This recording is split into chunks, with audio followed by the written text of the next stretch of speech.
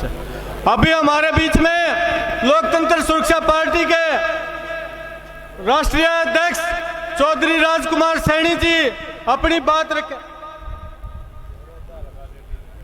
बड़ौदा हल्का के साथी भी एक बड़ी माला लेकर के पार्टी के राष्ट्रीय अध्यक्ष चौधरी राजकुमार सैनी जी का स्वागत करने के लिए यहाँ पे आए हैं। इनका हम पार्टी की तरफ से धन्यवाद करते हैं, स्वागत करते हैं। बड़ौदा हल्का की टीम धन्यवाद साथियों। अभी हमारे बीच में पार्टी के राष्ट्रीय अध्यक्ष पूर्व सांसद पूर्व में मंत्री रहे चौधरी राजकुमार सैनी जी अपनी बात रखेंगे और आप सबसे निवेदन है कि उनकी बात ध्यान से सुने और उसके बाद पार्टी के 5वें स्थापना दिवस का केक काट करके आप सबके बीच में पार्टी का 5वां जन्मदिन मनाया जाएगा। राजकुमार सैनी, राजकुमार सैनी, लोकतंत्र सुरक्षा पार्टी, राजकुमार सैनी, लोकतंत्र सुरक्षा पार्टी। जय हिंद। चौधरी राजकुमार सैनी जी अपनी बात रखेंगे।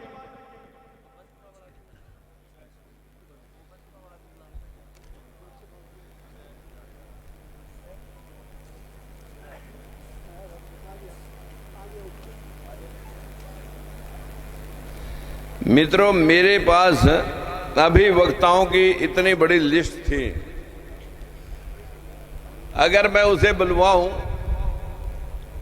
तो मुझे लगता है कि रात को यही रहना पड़ेगा।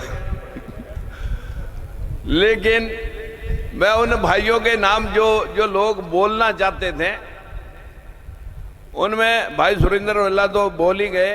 वैसे मैंने नाम लिखा था, राजकुमार रोलीवाल जी भी बोलना चाहते थे। हमारी महिला विंग की प्रदेश अध्यक्ष योगिता सैनी भी बोलना चाहती थी।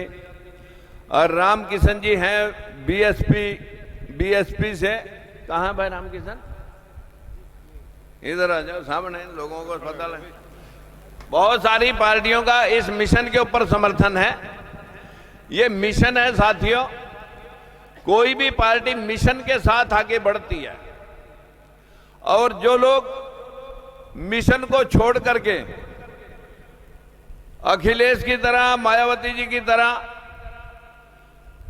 परशुराम की मूर्तियां मैं 70 फुट की लगाऊंगा, दूसरे ने कहा मैं 84 फुट की लगाऊंगा, वही बंटाधार हो लिया। मिशन में सुनीता कश्यप जी हमारे बोलना चाहती थी, जो शामली से आई हैं। कमलकांत जी कैथल से, वो भी बोलना चाहते थे। हंसराज जी बरागी हमारी पार्टी के लोकसभा प्रभारी उपाध्यक्ष हैं। और कश्मीरी लाल जी कंबोज जो सिरसा से आए हैं।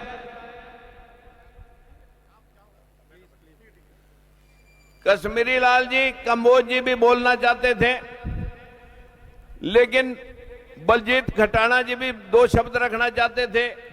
और क्या नाम है यादव साहब? अजय यादव जी भी 2 शब्द रखना चाहते थे। और बहुत सारे भाई यहां पर और भी हैं जो अपनी अपनी बात रखने के पक्ष में थे।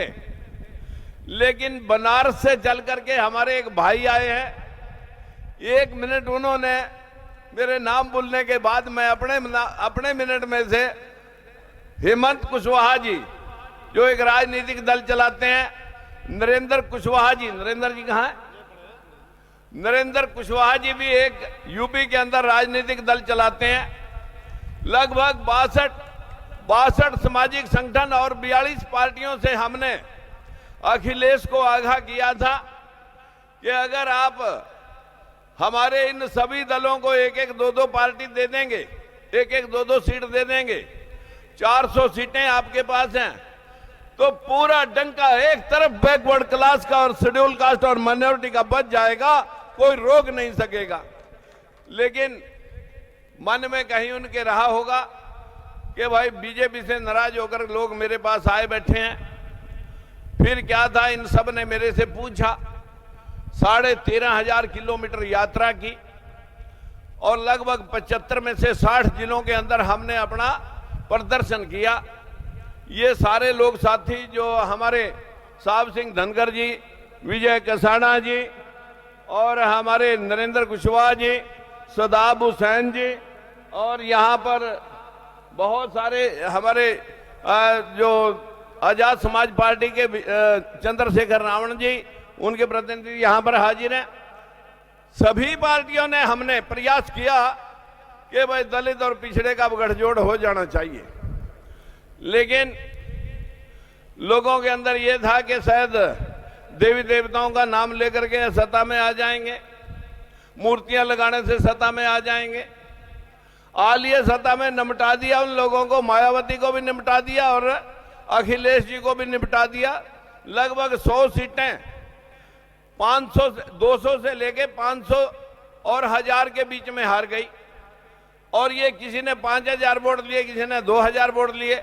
फिर भी मैं जो बनारस से चल के आए, इलाहाबाद और लखनऊ कानपुर से चल के आया, मैं उनको सभी को समय तो नहीं दे सकता, लेकिन हेमंत जी जो बनारस से चल के आए हैं उनको एक मिनट मैं अपने समय में से देता हूं।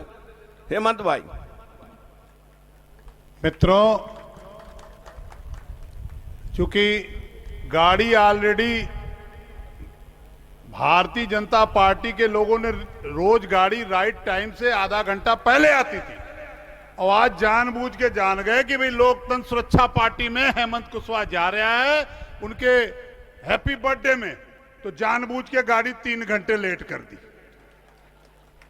मुझे कुछ नहीं कहना, मैं तो माननीय सैनी साहब आपको एक चीज कहने आया हूं। यूपी के चुनाव में हम 60 लोग मायावती और अखिलेश को समर्थन देने गए थे, उन्होंने नहीं लिया। फिर भी हम लोग विरोधी थे कि नहीं, हर हाल में भारतीय जनता पार्टी को हटाएंगे, और उस काम में लगे। और उस काम को पश्चिम में आप लोगों ने थोड़ा कम उससे लिया, हमने पूरब में लिया, और 143 सीटें 125 सीटें जो अखिलेश की आई हैं वो पूर्वांचल से आई हैं, वहीं से भाजपा साफ हुई है, और बिहार के बॉर्डर से आर्डर चला है, इसको दिल्ली लोकतंत्र सुरक्षा पार्टी पहुंचाने का काम करे, ये मेरा कहना है। मित्रों, मैं कुछ नहीं कहना चाहता, सिर्फ ये कहने के लिए आया हूं कि अगर इधर से घेरेबंदी हरियाणा से आप कर दो, तो बिहार में देख लो ऑलरेडी घेरेबंदी हो चुकी है, और यूपी में कोई जीतता उतना नहीं है, वो तो जबरदस्ती बेईमानी कर। मैं मोदी के क्षेत्र का रहने वाला हूं, बनारस का। बनारस में जो सबसे बड़ा काशी विश्वनाथ का कॉरिडोर बना है, उस कॉरिडोर वाली सीट मोदी जी दोपहर शाम 6 बजे तक 12,000 से हार गए, बेईमानी करके रात को 9 बजे जबरदस्ती जिताया गया। देखो जी, ये झूठों की सरकार है, असली आदमी तो अपना राजकुमार सैनी है, इसका साथ देने का वादा करो। बहुत बहुत धन्यवाद भाई। एक चीज कहना चाहता हूं, बात खत्म करता हूं भाई। सैनी साहब को सुनो, मैं नारा लगाऊंगा, लेकिन उसका जरा डबल जोर, ये कहते हैं ना डबल इंजन की सरकार, तो मैं नारा लगाऊंगा, डबल लगाना। लोकतंत्र सुरक्षा पार्टी राजकुमार सैनी। हाँ, 2 बार जरा जिंदाबाद, जरा जोर से लगाओ, बोलो राजकुमार सैनी लोकतंत्र सुरक्षा पार्टी जिंदाबाद जिंदाबाद। वो पीछे वाले बैठे नहीं बोल रहे, नहीं देना क्या? एक बार बोलो जरा, राजकुमार सैनी लोकतंत्र सुरक्षा पार्टी। अभी तो यह अंगड़ाई है। बहुत बहुत धन्यवाद। सब लोग बनारस आइए, कॉरिडोर में दर्शन करिए और गौतम बुद्ध का सारनाथ घूमिए। आप लोग फ्री में आइए, एक पैर रेल में रखिए, एक पैर जेल में रखिए। 10,000 आदमी भी आएंगे, पूरी व्यवस्था हेमंत कुशवाहा करेगा। बहुत बहुत धन्यवाद आपका। मित्रों, हम नाम अगर लेने लगे तो हर वो व्यक्ति खास है जो 4 कदम उठा करके आया। हमारी आज इस महफिल में इतनी बहनें भी आई, इन बहनों का इस महफिल में आज प्रथम बार हम इस्तकबाल करते हैं, इनका धन्यवाद करते हैं कि इन्होंने आज लोकतंत्र सुरक्षा पार्टी में अपनी उपस्थिति दर्ज करा करके जो पार्टी के अंदर बैकवर्ड समाज की रीति नीति चल रही है कि हम सब लोग स्वर्ण लोगों की तरह, जनरल कैटेगरी की महिलाओं की तरह अपनी अपनी बहन बेटियों को राजनीति में लाना नहीं चाहते। उनको बाहर का वातावरण पता नहीं सुभायवान नहीं है। लेकिन आज जो बहनें आई हैं, मैं उनका भी धन्यवाद करता हूं। मंच पे जो नेतागण बैठे हैं, लगभग 1-1 मिनट 2-2 मिनट सभी को दिया गया। उम्मीद करता हूं कि जो भाई रह गए, जिनको हम समय नहीं दे सके, उनसे मैं क्षमा याची हूं। क्षमा मांगते हुए आपको मैं थोड़ी सी बात पार्टी की विचारधारा के साथ जोड़ना चाहता हूं। जब तक कोई पार्टी, बाबा कांशीराम जी ने, महात्मा ज्योतिबा फूले ने, भीमराव अंबेडकर जी ने, जिन लोगों ने उस विचारधारा के साथ आगे बढ़ोतरी की, कांशीराम ने देश के इतने बड़े स्टेट के अंदर 1984 में मैंने उनका पहला भाषण सुना था। जब उन्होंने पार्टी बनाई दलित DS4, तो DS4 को लोग ऐसे देखते थे कि ये अछूत पार्टी है। लेकिन उस अछूत पार्टी को जिसको लोग समझते थे, पहले बार 2% वोट मिले। लोगों ने कहा पार्टी बना के क्या फायदा हुआ। लोगों ने कहा पार्टी बना के क्या फायदा हुआ। कांशीराम जी 2% वोट आए, बोले भाई तैयारी से लड़ूंगा अगला। फिर 5% वोट आए, लोगों ने कहा जी हम तो फिर हार गए, क्या फायदा लगा। बोले कहां हार गए, हम 2 के 5 हो गए हैं, फिर लड़ेंगे। फिर 15% वोट आए और 15% वोटों में 25 MLA आ गए। कांग्रेस और बीजेपी की लड़ाई में 25 MLA से मायावती को इतने बड़ी स्टेट का चीफ मिनिस्टर बनवा दिया। 25 MLA ने, जहां 425 MLA होते थे। साथियों, अगले चुनाव में एब्सोल्यूट मेजोरिटी सिर्फ 28% वोट आई। जब 15% वोट आई थी, लोगों ने कहा जी हम तो हार गए। रे कहां हार गए, हम 5 के 15 हो गए। और जब चौथा इलेक्शन आया साथियों, 15% से 28% पर जब आंकड़ा गया, तो एक तरफा इतनी बड़ी स्टेट में एब्सोल्यूट मेजोरिटी की सरकार बनी। यही बात मैं आज बीजेपी के बारे में भी आपको कहना चाहूंगा। कांग्रेस के 440 MLA हुए कभी। 440 MLA वाली पार्टी जनसंघ के रूप में भारतीय जनता पार्टी तब नहीं थी, जनसंघ था। जनसंघ कभी 1 MP, कभी 2 MP, कभी 5 MP। 1952 से लेकर के 1995 में साथियों 43 साल बाद एब्सोल्यूट मेजोरिटी की सरकार बनाई। अगर वो कभी प्रदेश के अंदर भी लड़ा करती थी, हरियाणा में कभी 10 MLA, कभी 12 MLA, कभी चौटाला के तलवे चाटती थी, कभी बंसीलाल के तलवे चाटती थी। उसी पार्टी ने चौटाला परिवार को धरती चटवा दी। उसी पार्टी के लोग उसके तलवे चाटने के लिए मजबूर हो गए। आप लोग जैसे माड़ा का एक धागा टूट गया, क्योंकि सातिरता हुई हमारे साथ जींद के पहले इलेक्शन में। हमारे भाजपा के 2 नेता बहुत सक्रिय रहे, जो राजकुमार सैनी को भी खरीदने के लिए आए।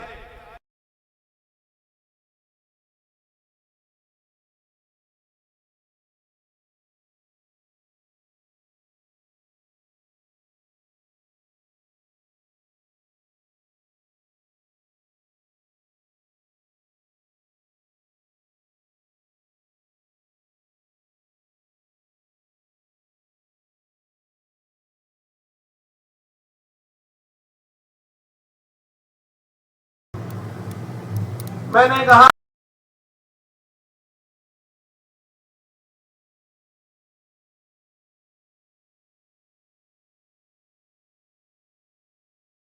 रही, लेकिन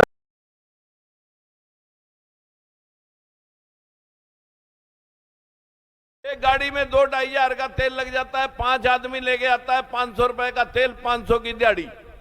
1000 में एक व्यक्ति आता है, अगर 25,000 लोग आए तो 25 करोड़ के हो गई, और 25 करोड़ लोग जर बाट से दे लो साथियों, मैं कहा 200 करोड़ रुपया तो समाज के उन गरीब तबकों ने खर्च किया है, एससी और बीसी के भाइयों ने, आप जिसे डमडमा बता रहे हो। लेकिन मेरे भाइयों, उन लोगों ने राजकुमार सैनी से सोचा कि 5-10 करोड़ में बिक जाएगा राजकुमार। मैंने कहा तुम अपना कैंडिडेट बैठा दो, मुझे कुछ भी करना हो, चाहे अपनी फैक्ट्री बेचनी हो, मैं आपको 20 करोड़ दूंगा, आप अपना कैंडिडेट बैठा दो, मैं तो तुम्हारे साथ ही हूं, आप अपना कैंडिडेट बैठाओ, हमारे कैंडिडेट को जितवा दो, हम तो आपके साथ दे देंगे अगले चुनाव में।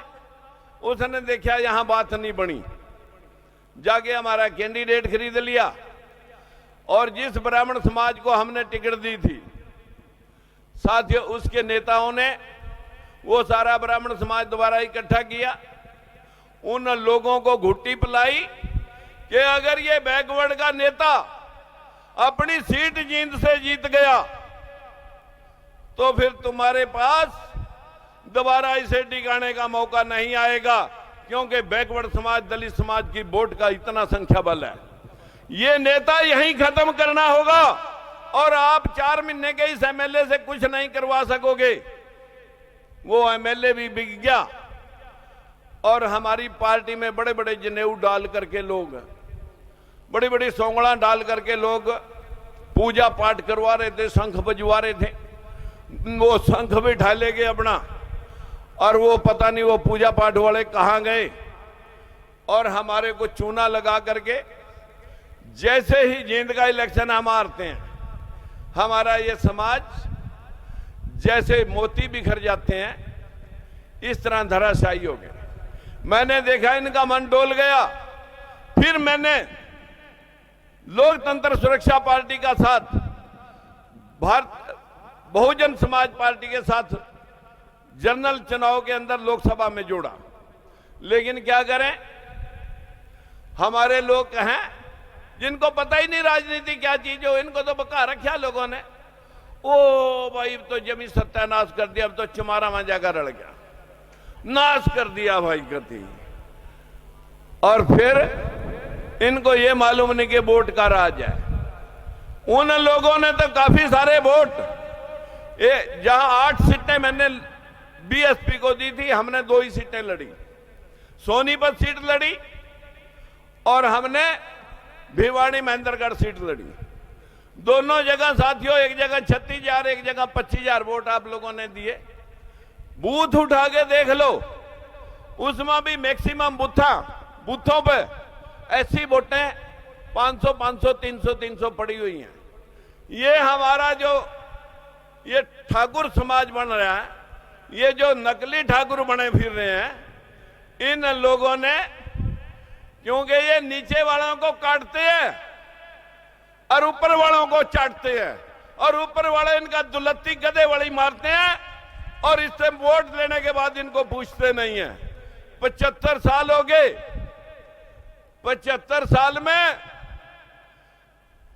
देश में 25 हाई कोर्ट है, 1 सुप्रीम कोर्ट है, एक भी जज तुम्हारा नहीं। वीपी सिंह ने जब आपको आरक्षण 52% लागू किया, मुट्ठी भर लोगों ने जाके सुप्रीम कोर्ट में एक दरखास्त दे दी कि आरक्षण नहीं होना चाहिए। और आरक्षण 2 जजों ने, जजों का काम कानून की व्याख्या करना है, कानून बनाना नहीं है, लेकिन एक लाइन लिख कर कानून बना दिया। 50% से ज्यादा आरक्षण नहीं होगा, आदेश हो गया 50% से ज्यादा आरक्षण नहीं होगा, और 50% आरक्षण में से 23% बाबा साहब के अनुयायियों का, शेड्यूल कास्ट का वो 23% जनसंख्या 23% आरक्षण को काट नहीं सकते, और 52 में से 50 में से 23 जाकर 27 रह गया। साथियों, 27 में से अभी आपको क्या मिला? सिर्फ 11.23%, 11.25% की हिस्सेदारी है ऑन एवरेज। इसमें क्लास 1, 2, 3, 4 में सारे को मिलाएंगे तो 11.25% की हिस्सेदारी। लेकिन जुडिशरी में, हाई कोर्ट और सुप्रीम कोर्ट में 0। आपकी यूनिवर्सिटियां हैं देश में, 40 यूनिवर्सिटियों में 1 अप्रैल 2018 तक एक भी प्रोफेसर, एसोसिएट प्रोफेसर नहीं लगा। आपके मोबाइल पे पड़ा है सारा रिकॉर्ड। ये खेल गजब है, उसको देखो जो आरटीआई लगा करके लोगों ने आंकड़े आपको दिए। हमारे देश के अंदर अगर आप ये समझते हैं, जाओ रेलवे के अंदर 8%, मिलिट्री के अंदर 3%, कोई रेजिमेंट दलित और पिछड़े चमार, लोहार, कुमार, सैनिक, गुज्जर, यादव की नहीं है। 2 साल से बैठे यादव समाज के लोग, हमारी भी रेजिमेंट होनी चाहिए। पहले गुज्जर बैठे थे, लेकिन हमारे वाले जो जिनको हम बीसीए कहते हैं, तो बेचारे बैठने के भी हिम्मत नहीं जुटा सकते। हमारे देश के अंदर सैकड़ों राजदूत बाहर जाते हैं, कोई राजदूत आपका नहीं गया। देश के अंदर साथियों 800 एमपी बनते हैं, 800 एमपी।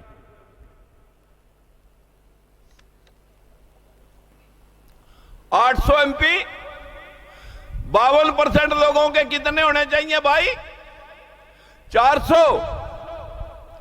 52% लोगों की वोटों से 400 एमपी बनने चाहिए, लेकिन है कितने? 100। जिनके बनने चाहिए थे 15% जनरल कैटेगरी के 120, 800 में से 15 थे 120, उनके हैं 500।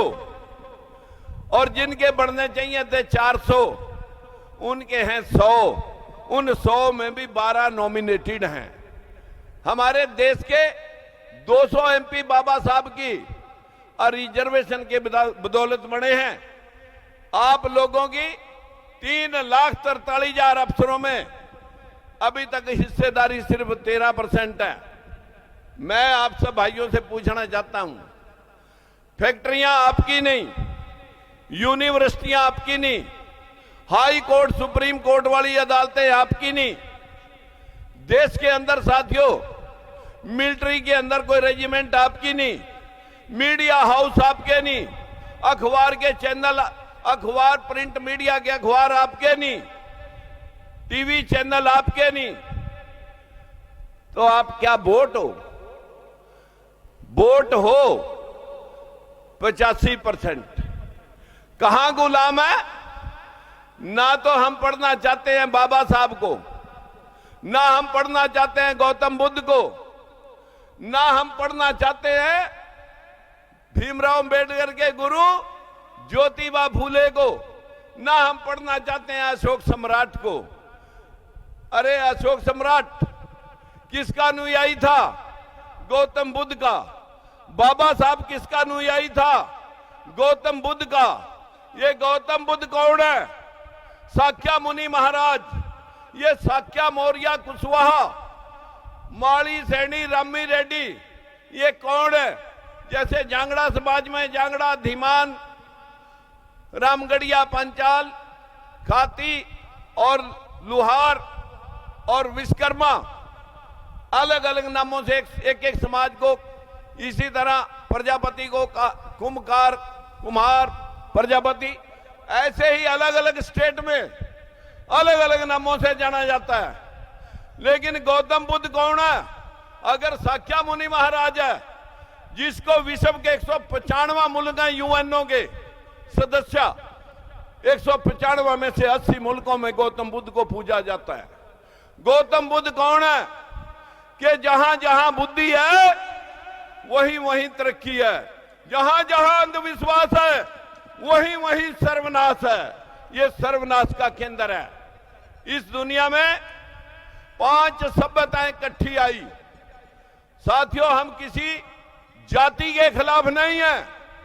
जो लोग हमारी बहन बोल रही थी, हम यहां किसी जाति के खिलाफ करने के लिए नहीं खड़े, हम खड़े हैं भेदभाव के खिलाफ। जातियों में सबसे अच्छे से अच्छे लोग हैं। मान लीजिए कोई ब्राह्मण नौकरी कर रहा, अभी इसी मंच से राम भगत शर्मा बोल के गए हैं, उसने आपके सामने क्या कहा? हम लड़ रहे हैं इसलिए कि प्यार जग में जी सके, खून कोई आदमी का आदमी ना पी सके, इसीलिए हम लड़ रहे हैं। हर जाति में अच्छे से अच्छे लोग हैं। लोगों ने जाट समाज ने पीछे कहा कि राजकुमार सैनी हमारे खिलाफ लड़ रहा। साथियों, मैं वाद के खिलाफ हूं, वाद के, चाहे वो सैनीवाद ही क्यों ना हो, चाहे वो जाटवाद हो, चाहे वो ब्राह्मणवाद हो, चाहे वो ठाकुरवाद हो, हम वाद के खिलाफ हैं। जहां जातिगत भेदभाव आएगा, जब बाप को पूत टोक लेता है तो दूसरी जाति से संबंधित व्यक्ति जरूर उस बात का विरोध करेगा। अगर किसी ने विरोध किया, हमारे हिस्से की अदालतों के जज कहां गए? हमारे यूनिवर्सिटियों में प्रोफेसर, एसोसिएट प्रोफेसर कहां गए? हमारे हिस्से के राजदूत कहां गए? हमारे हिस्से की फैक्ट्रियां और यूनिवर्सिटियां कहां गई? हमारे हिस्से की मिलिट्री की रेजिमेंटें कहां गई? हमारे हिस्से के अफसर कहां गए? यही तो वाद है। जिन लोगों ने वाद का सहारा लेकर के बाकी के लोगों के साथ भेदभाव और उनका शोषण किया है, वो बात हमें कहनी पड़ेगी। मेरे साथ में बहुत सारे लोग चर्चा करते हैं कि राजकुमार सैनी, हमारे ही समाज के लोग बोलते हैं, प्रताप जी खड़े थे कहीं, प्रताप जी मेरे को कल एक बात सुना रहे थे, आइए प्रताप जी। बहुत सारे लोग कहते हैं राजकुमार सैनी उसी पार्टी में रहंदा, फिर एमपी बन जाता और शायद मंत्री भी बन जाता। मैं तो सब कुछ बन जाता, सब कुछ दाल रोटी भी सेक जाता। लेकिन जो आज की यह महफिल है, जिसमें मैं आपको आगे बढ़ा करके आपके हिस्सों के साथ जोड़ना चाहता हूं, ये कैसे जोड़ूं? प्रताप जी एक कल मेरे को उदाहरण दे रहे थे, मैंने कहा तेरे को 1 मिनट जरूर दूंगा। प्रताप जी की सुनना जरा, जो लोग कहते हैं राजकुमार सैनी ने पार्टी क्यों छोड़ी। सभी को प्रणाम।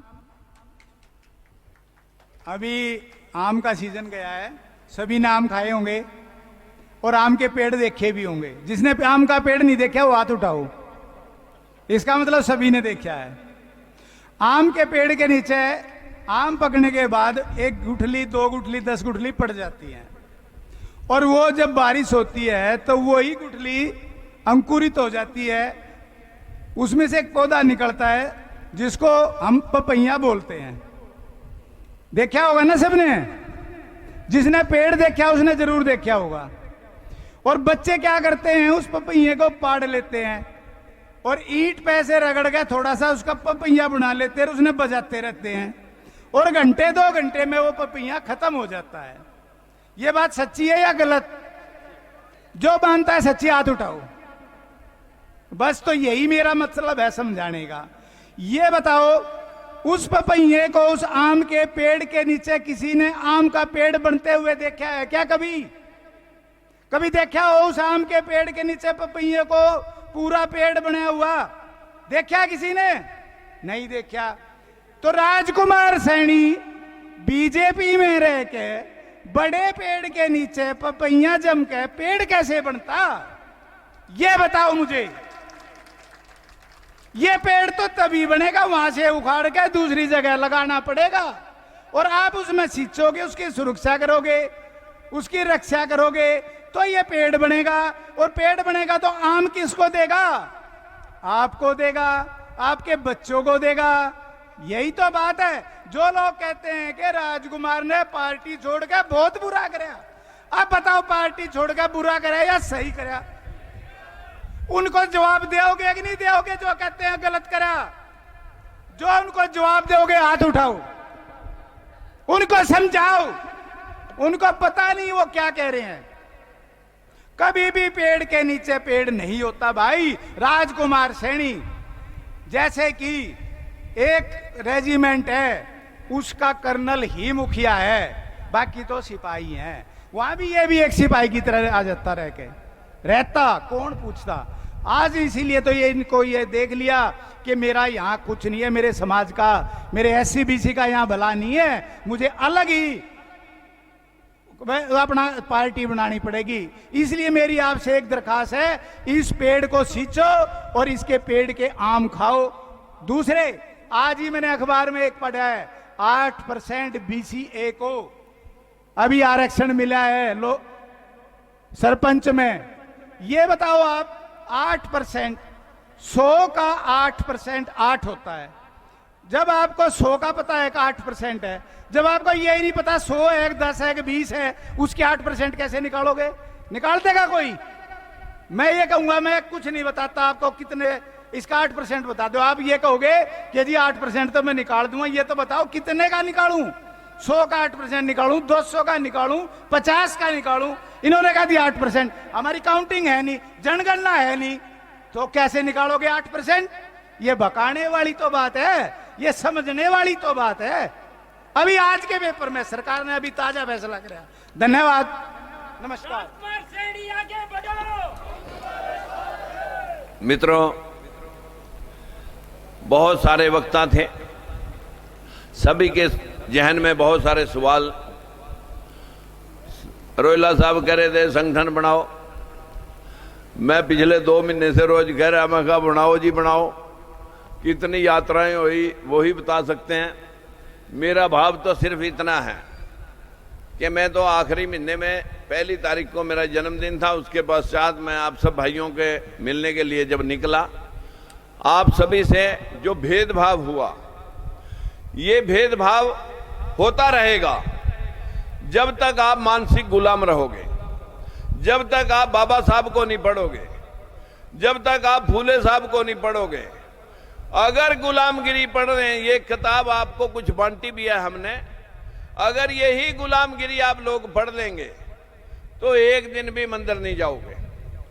जब तक आपका मानसिक गुलामी, ये 5 सभ्यताएं दुनिया में इकट्ठी इजाद हुई थी। दुनिया में आदमी 5 जगह पैदा होया। 5 जगह आदमी जब पैदा हुआ, जो सबसे जल्दी दिमागदार हो गया वो है मिस्र घाटी की सभ्यता। दूसरे नंबर पर दिमागदार होया रूस घाटी की सभ्यता। तीसरे नंबर पर दिमागदार होया चाइना घाटी की सभ्यता। और चौथे नंबर पर हम दिमाग में थोड़ा बहुत अभी भी आया नहीं, जैसे अफ्रीका में अभी तक भी आदमी सिविलाइज नहीं हुआ, अभी तक भी मंदबुद्धि है। कचरा बीन के निगरो ऐसे ही गंद खा जाते हैं, सांपों को कच्चे खा जाते हैं। हमारा समाज भी मिस्र घाटी की सभ्यता से आकर के लोगों ने यहां 4 वर्णीय व्यवस्था बनाई। 3 वर्ण अपने पास रख लिए, ब्राह्मण, क्षत्रिय, वैश्य। व्यवस्था ऐसी बना दी, 4था वर्ण शूद्र समाज है। अब इस शूद्र समाज की स्थिति क्या बनी कि जिसने कपड़े धो दिए धोबी, जिसने कपड़े सिलाई कर दिए दर्जी। कोई बात नहीं, मेरे जो बच्चे हैं, हमारे 2-4 जो भाइयों से मेरी हाथ जोड़कर विनती है कि आप जो लोग जल्दी में हैं उनसे मेरी विनती है, वो धूप में खड़े थे, धूप में जा रहे, लेकिन जो पीछे खड़े हैं उनसे मेरी विनती है एक बार थोड़ा आ जाओ, एक फोटो सेशन हो जाएगा, सभी सामने आ जाएं।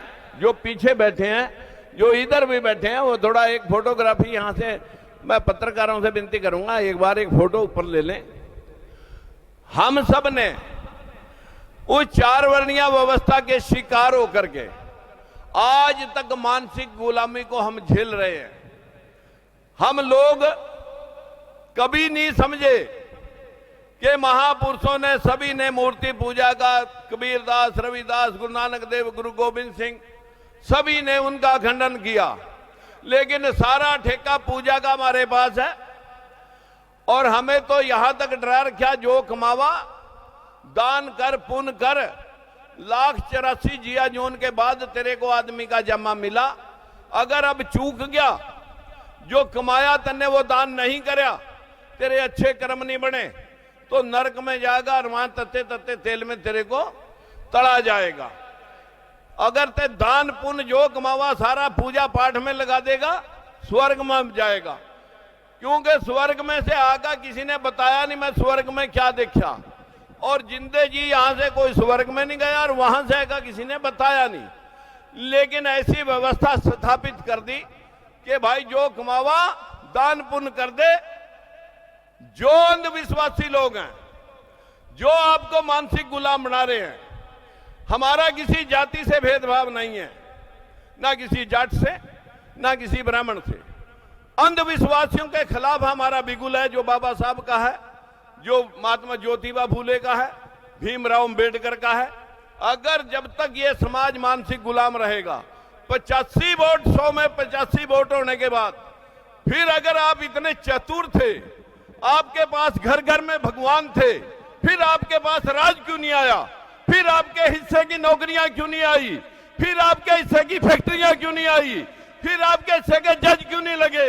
फिर आपके हिस्से के एमपी एमएलए क्यों नहीं बने?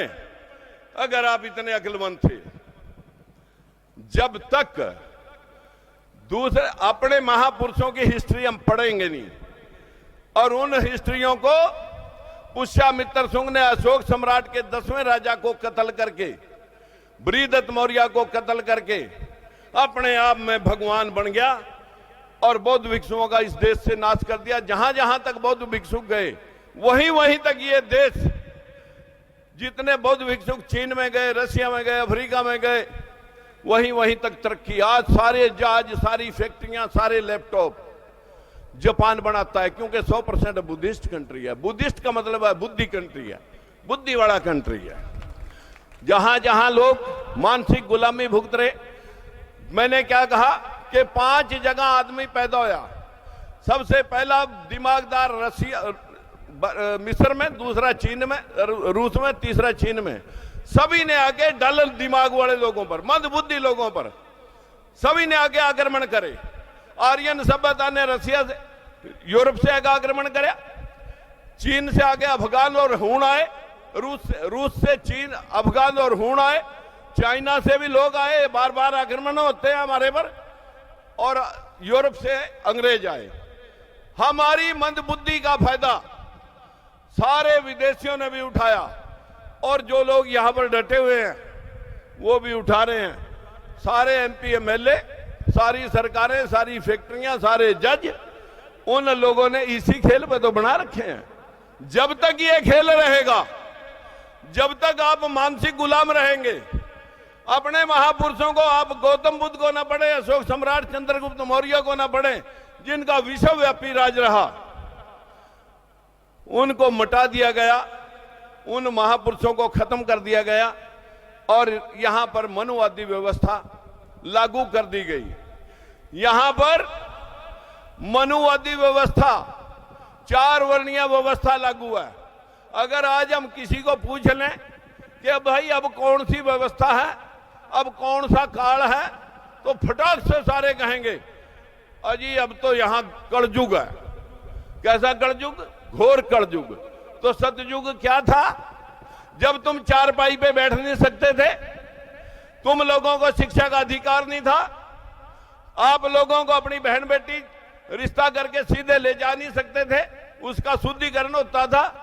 हमारे देश के अंदर क्या होता था? यहां पर किसी गरीब के घर में अगर दलित पिछड़े में कोई सुंदर कन्या जाम गई, ये तो भगवान ने अपने लिए घर बनाया, उसे मंदिर में चढ़वा दो। दासी प्रथा थी। निचली जाति के आदमी ने ऊपरली जाति को पानी पिला दिया तो जहर चढ़ गया। अगर उसी की बहन बेटी टकर की कहीं अकेली तो थूक भी चाट गए, फिर मरा कोई नहीं। ऐसी व्यवस्था इस देश के अंदर, उसको तुम सतयुग कह रहे हो। अरे तुम्हारा ये सतयुग है, ये जिसमें तुम कुर्सी पे बैठ सकते हो, भेदभाव के खिलाफ आंदोलन कर सकते हो, शिक्षा प्राप्त कर सकते हो, आप अपने हिस्से की जमीन ले और दे बेच सकते हो, खरीद सकते हो, आप लोग आंदोलन कर सकते हो, हकों की लड़ाई लड़ सकते हो। तुम्हारा ये सतयुग है। वो सतयुग मनुवादियों का था जो तुम्हें नीचे बिठाते थे। लेकिन हमारे लोगों को पढ़ा रखा कि भाई पूजा पाठ कर ले, स्वर्ग में जाएगा। क्या है स्वर्ग और नरक? जी घर में दाल रोटी का जुगाड़ ठीक है, बच्चे कहने में समाज में इज्जत है, दुख बीमारी मुकदमा नहीं, नींद बड़ी आवा, वो सतयुग। उसका घर जो है ना स्वर्ग, और जिसके घर में लठ बज रहा है 2 पैसे के लिए, दाल रोटी की जुगाड़ नहीं, वहां नींद आंदी नहीं, तो कलयुग। और उसका कलयुग कैसा? मतलब उसका नरक, स्वर्ग और नरक इकट्ठा है। और जिस घर में सब कुछ ठीक है, पैरालाइज होया एक आदमी का, टांगियां पड़ गई, कीड़े पड़ गए, उसका नरक इसी जन्म में आ गया। इसी जन्म में स्वर्ग और नरक इसी जन्म में है। ये जो तुम अपना सब कुछ लुटाए बैठे हो, सब कुछ अपने बच्चों को पढ़ा करके, सब कुछ उनको इंटर ढोने पर, मजदूरी करने पर मजबूर करे बैठे हो, अपने हिस्से का सब कुछ लुटाए बैठे हो, यही तो तुम्हारा नरक है। अगर तुम इकट्ठे होकर के जो लड़ोगे, अपने आप स्वर्ग में पहुंच जाओगे, अपने हिस्से की नौकरियां ले लोगे। स्वर्ग और नरक है कहीं आसमानों में नहीं है, ना धरती के नीचे नरक और ना आसमानों में स्वर्ग। जो भाई हमारे मेहरा साहब बोल रहे थे, वो व्यवस्था है जो बाबा साहब ने आपको दी। आज तभी आप बोल रहे हो कि आपके पास वोट का अधिकार दिया। वो वोट का अधिकार किसने दिया? उसने किसको माना लास्ट में? गौतम बुद्ध को। कि मैं नीच जाति में, जिन लोगों ने, मनुवादियों ने जो नीच जाति बनाई, मैं उसमें पैदा तो कर दिया लेकिन मरूंगा नहीं। जहां सर्वश्रेष्ठ पूरा विश्व जिसको गौतम बुद्ध को मानता है, मैं उसको मान के मरूंगा। उसकी 22 प्रतिज्ञाओं के बारे में बोल रहा था। अगर आप वो 22 प्रतिज्ञा मान लें, अगर कल को आपका राज ना आए, साथियों मेरा गला काट देना, अगर आपका राज ना आए, तुम 22 प्रतिज्ञा करके देख लो, लेकिन वो प्रतिज्ञा हमने नहीं करनी। वो बताइए भाई, पिछले दिनों जाटों ने मेरे रास्ते रोके। मैंने जाट समाज के लिए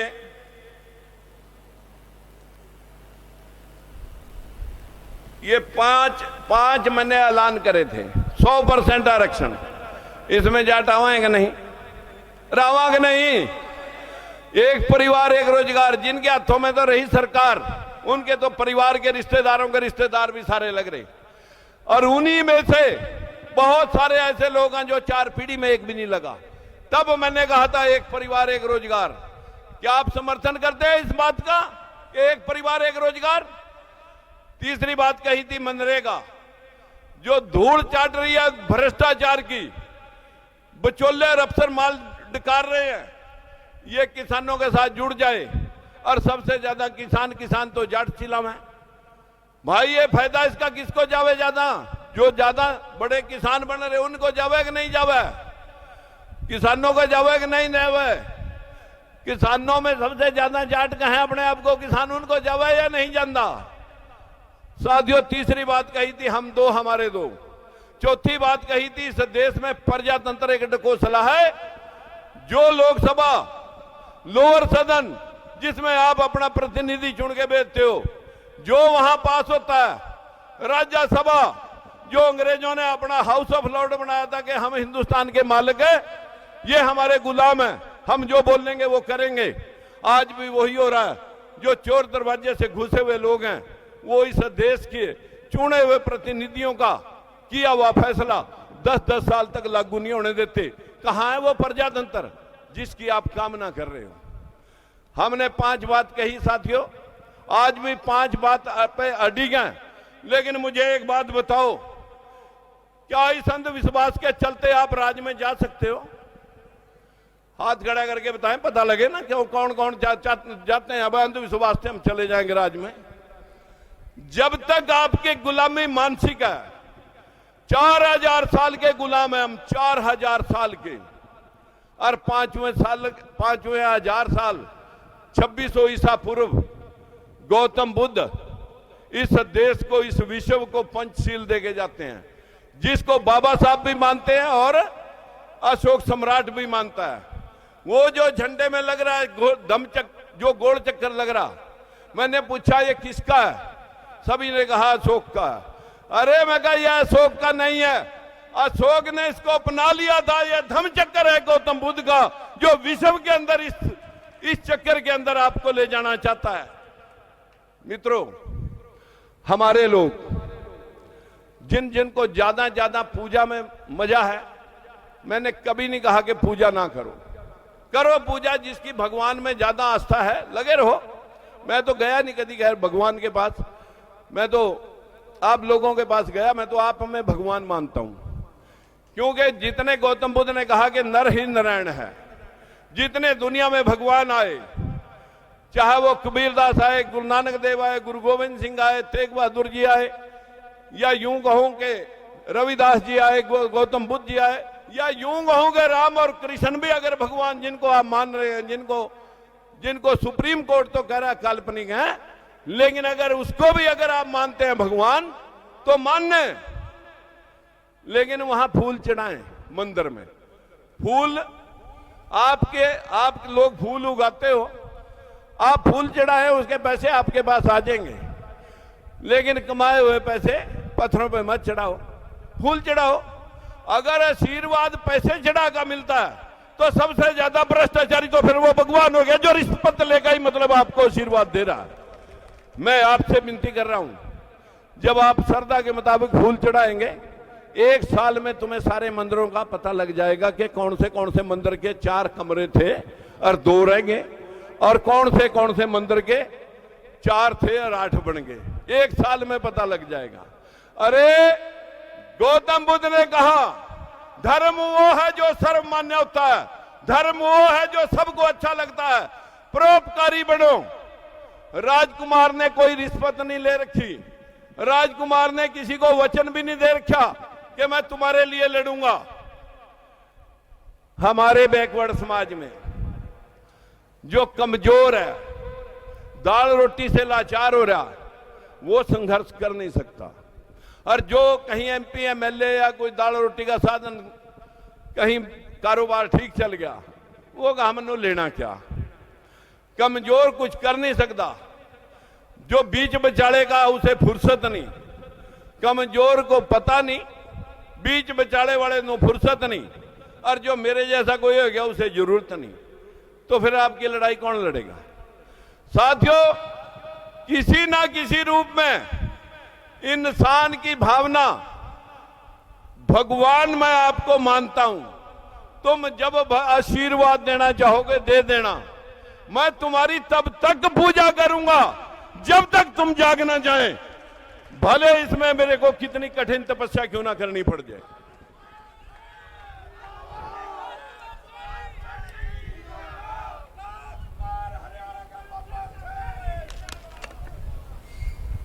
भाइयों, जातियां कोई बुरी नहीं है, बुरे होते हैं उसमें दूसरे को गुमराह करके रोटी सेकने वाले लोग।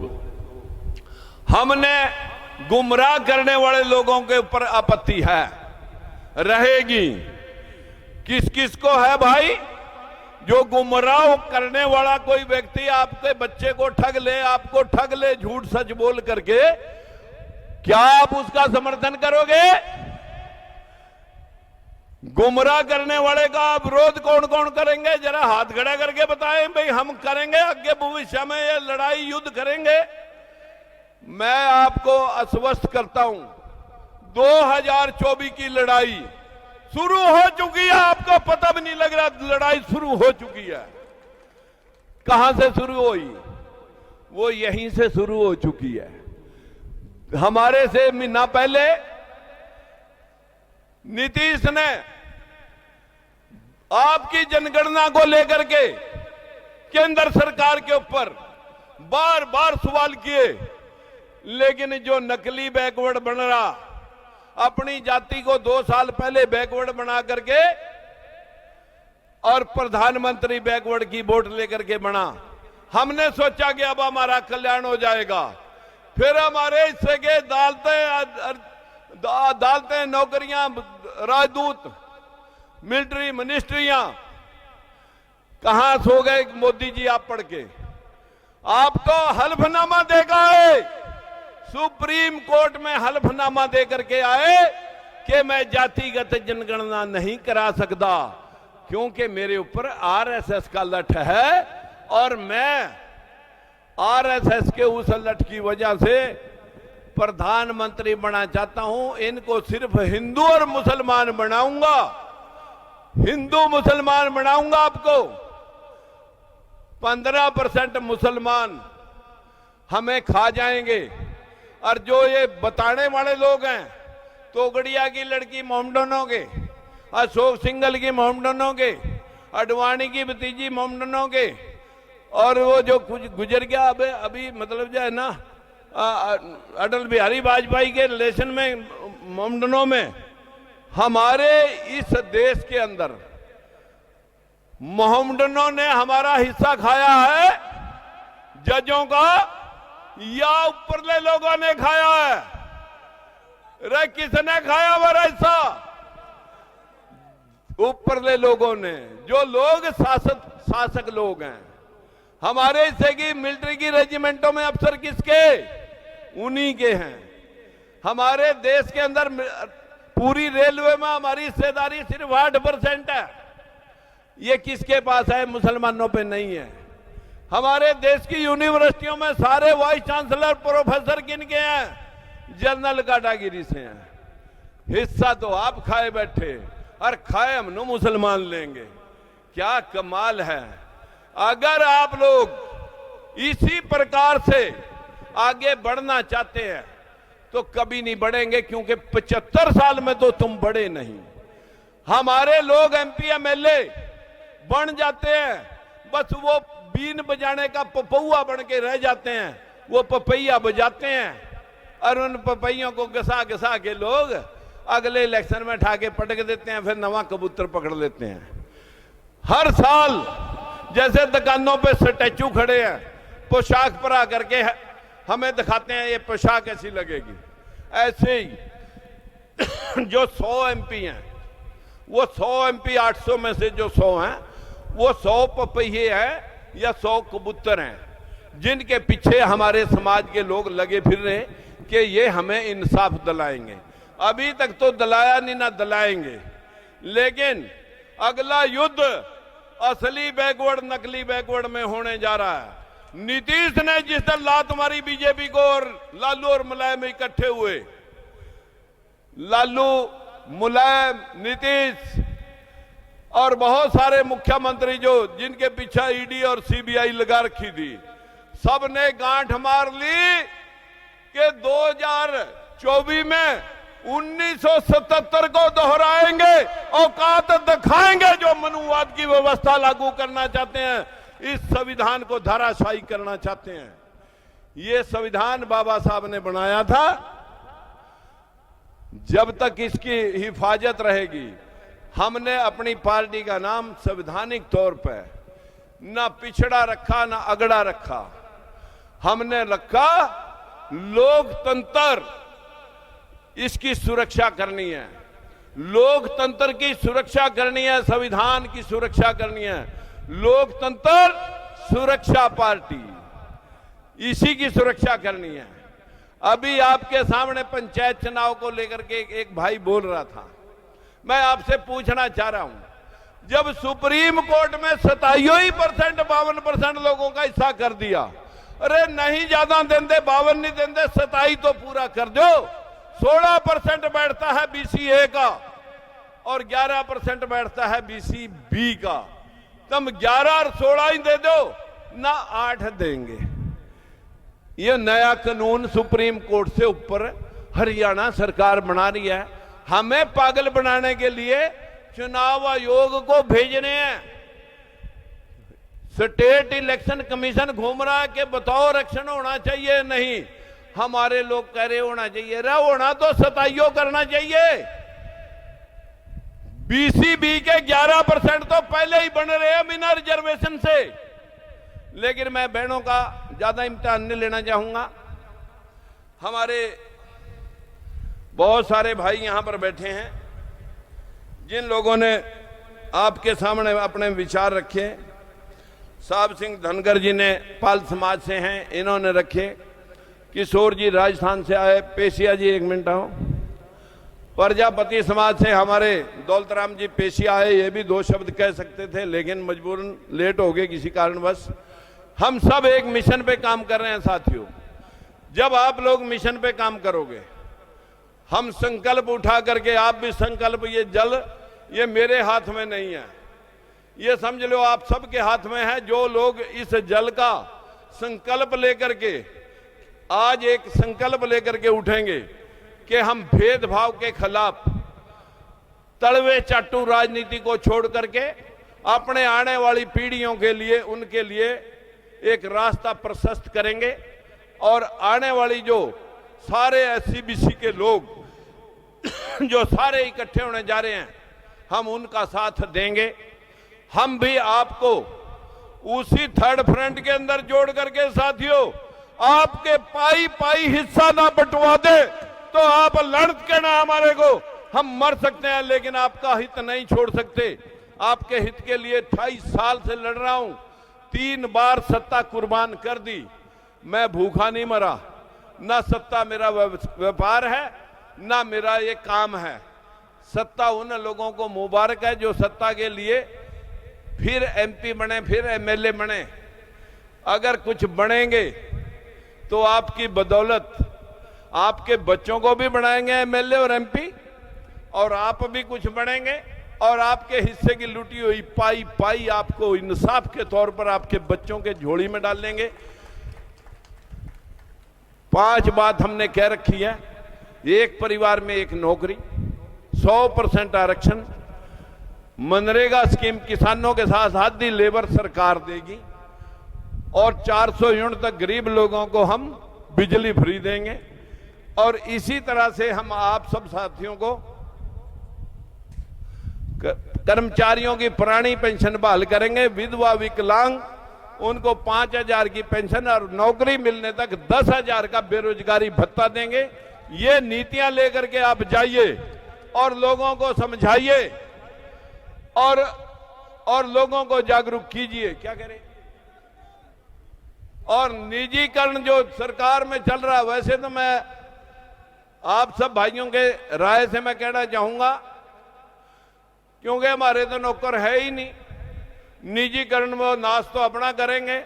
लेकिन मैं ये बात कहूंगा, जब आपका राज होगा, आपके राज में पुनः उस सिस्टम को, वही जो बाबा साहब ने संविधान लिख रखा है, संविधान लागू करना है साथियों, कुछ भी अपने से नहीं करना।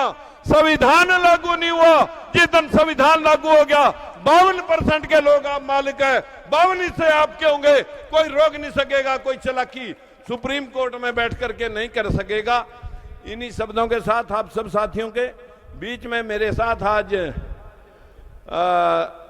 कुछ राजस्थान से हमारे एक नेता आए हुए हैं, गिरधारी लाल जी,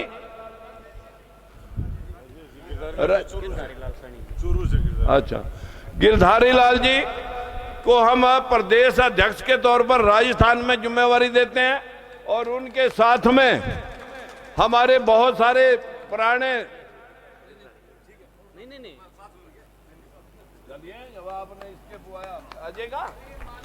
भाई, अजय गिरधारी लाल जी ने कहा कि अजय भाई हमारी पार्टी का, राजेश जी हमारी पार्टी का विस्तार राजस्थान में करेंगे, और हम इन भाई को युवा अध्यक्ष के तौर पर जनरल बॉडी का काम उसी दिन इसको सौंप देंगे जिस दिन ये अपने आप में अपने इस मिशन को लेकर के आगे बढ़ जाएंगे। राजस्थान से बहुत सारे भाइयों ने आज इसकी सिफारिश कर रखी थी, और मैं भी इनको बधाई देता हूं कि इस गरीब समाज को न्याय दिलाने के लिए आप राजस्थान में आगे बढ़े। और मैं संजय ज्ञान जी जो रीति नीति से ज्यादा वाकिफ हो रहा है, उसे भी आगाह करूंगा कि पार्टी के विचार से अलग हट करके कोई अपने ऐसे वक्तव्य मंच से पेश मत करें। पर हमारे पार्टी के प्रवक्ता हैं, अगर कहीं चैनल पे बैठ करके फिर आपको देना होगा वो आप देंगे। माला पड़ी है। संजय जी आगे आओ। ये महासचिव के तौर पे, राष्ट्रीय महासचिव के तौर पे ये काम कर रहा है, और सुरेंद्र रोहिला जी हमारे राष्ट्रीय प्रवक्ता के तौर पर, जरा एक बार आज मंच से उनका ऐलान हो जाए। कहां गए सुरेंद्र रोहिला जी? सुरेंद्र रोहिला जी हैं? आज राष्ट्रीय प्रवक्ता के तौर पर सुरेंद्र रोहिला जी की जिम्मेवारी लगती है। और हमारे यूपी से भी बहुत सारे राज्यपाल जी, और हम पुनः उनको रिवाइव करते हैं क्योंकि पिछला कार्यकाल में ये हमारे प्रदेश अध्यक्ष से इनको दूसरा कार्यकाल दिया जाता है राज्यपाल जी को। मित्रों, आप सभी से हाथ जोड़कर विनती है, अरे लड़ना चाहते हो या नहीं? बताएं पक्की बात, लड़ना चाहते भी हो या नहीं? अगर लड़ना, सुरेंद्र लागी जी विधिवत तौर पर, राष्ट्रीय तौर पर पार्टी के अंदर प्रवक्ता के तौर पर लगाई जाती है। उम्मीद की जाती है कि ये आगे बढ़ेंगे।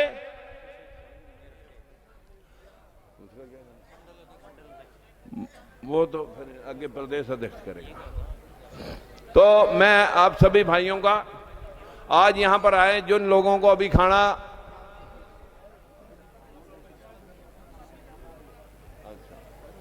जिन लोगों को कोई खाने में गांठ बात रहेगी हो उसके लिए, क्योंकि आज स्ट्रेंथ आपकी 3 गुनी हो गई। मैं आप सभी का धन्यवाद करता हूं, आपसे प्रार्थना करता हूं कि आपने आकर के हमारा मनोबल बढ़ाया। आप सभी का शब्दों से नहीं, मंच से आपका स्वागत करने के लिए एक बार हमारे पत्रकार भाई जरा ऊपर लेकर के सारे भाइयों को विनती है कि एक फोटो, अरे कहा मैंने ले ली है फोटो कि नहीं? हाँ ले ली, अब ले लेना, ये फोटो भी ले ले। ये सारे भाई यहाँ पर मंच पे जो फोटो है, मंच के ऊपर जो फोटो है, ये फोटो जरा एक बार सारे उधर ध्यान दें। इधर सामने मीडिया लगा हुआ सामने, उधर ध्यान दें।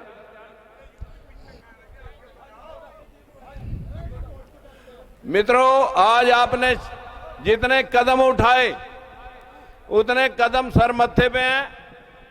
हमारे कश्यप साहब, रामजी लाल जी जींद से, हमारे जसवंत जी, बहुत सारे भाई, अब नाम लूंगा तो फिर कंट्रोवर्सी पैदा होगी, इसलिए मैं बिना नाम लिए, हमारे जसवंत जी भी जींद से, महम से बोलना चाहते थे, धर्मवीर जी, बहुत सारे भाइयों की मंशा थी कि हम 2 शब्द कहें, लेकिन जनता में आप सब लोग कहेंगे, जनता में काम करेंगे।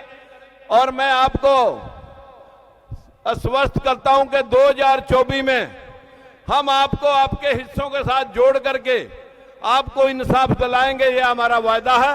और इसी वायदे के साथ आप सभी को प्रणाम, नमस्कार, धन्यवाद। अच्छा, महिला भाई अभी जाएंगे नहीं, केक कटना बाकी है। सारे केक लोग खा के जाएंगे। 5वां स्थापना दिवस के 5 केक आए हुए हैं और सभी के हिस्से में केक आएगा। जो भाई यहां पर हैं सभी को केक खिलाया जाएगा। अभी हमारे पार्टी के हैं सीमा सैनी जो है ना, प्रदेश अध्यक्ष महिला मोर्चा उत्तर प्रदेश, इनको भी जिम्मेवारी दी जाती है। तो बाकी जो है ना, आप सभी का बहुत बहुत धन्यवाद। केक खा के जाएंगे। दिल्ली की टीम सांसद सैनी जी को गौतम बुद्ध की तस्वीर दे करके भेंट करना चाह रही है।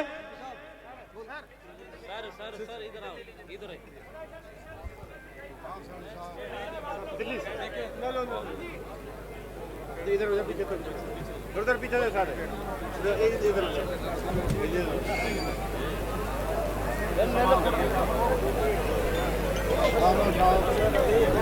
अच्छा डीएसपी साहब, आजा मुंह घुमा ले तवड़ा।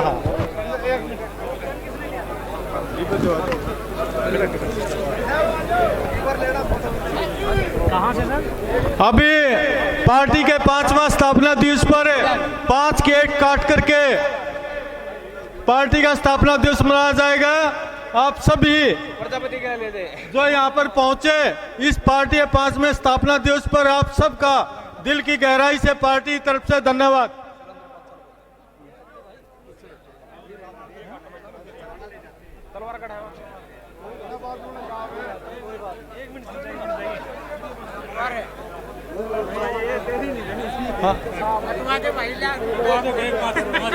क्या होते सोमवीर बैरागी जी भी हमारे बीच में पहुंचे हैं। भाई बादली की टीम भी हमारे बीच में पहुंची है। भाई बहादुरगढ़ से दीपक दिलदार जी भी हमारे बीच में पहुंचे हैं।